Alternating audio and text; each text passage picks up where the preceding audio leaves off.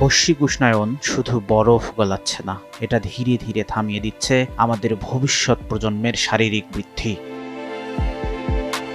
গবেষণা বলছে, গর্ভাবস্থায় যদি একজন মা দীর্ঘ সময় ৩৫ ডিগ্রি সেলসিয়াসের বেশি তাপমাত্রা আর উচ্চ আর্দ্রতায় থাকেন, তাহলে তার সন্তানের উচ্চতা বয়স অনুযায়ী প্রায় ১৩% পর্যন্ত কমে যেতে পারে।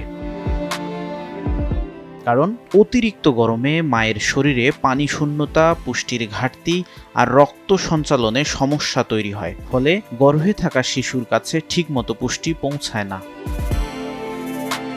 ইতিহাসও একই কথা বলে। শিকার জীবন থেকে কৃষিতে আসার পর খাদ্য বৈচিত্র্য কমে মানুষের উচ্চতাও কমে যায়। ইউরোপের লিটল আইস এজ এ ঠান্ডা আর খাদ্য সংকটে মানুষের বৃদ্ধি বাধাগ্রস্ত হয়েছিল।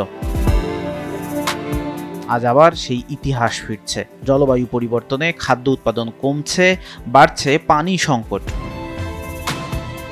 বিশেষ করে দক্ষিণ এশিয়ায়, যেখানে অপুষ্টি আগেই বড় সমস্যা, সেখানে এই সংকট আরও ভয়াবহ হয়ে উঠছে।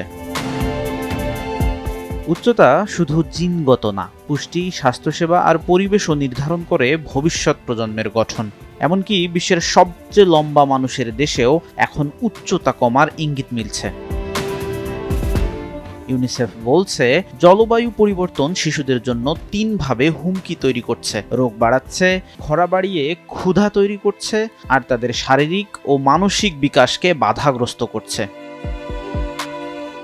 তাই এখনই দরকার গর্ভবতী নারীদের নিরাপদ পরিবেশ, পুষ্টিকর খাদ্যের নিশ্চয়তা, জলবায়ু সহনশীল কৃষি এবং উন্নত স্বাস্থ্যসেবা। জলবায়ু পরিবর্তন শুধু পরিবেশের সংকট নয়, এটা আমাদের সন্তানের শরীর, ভবিষ্যৎ আর মানব জাতির অগ্রগতির প্রশ্ন।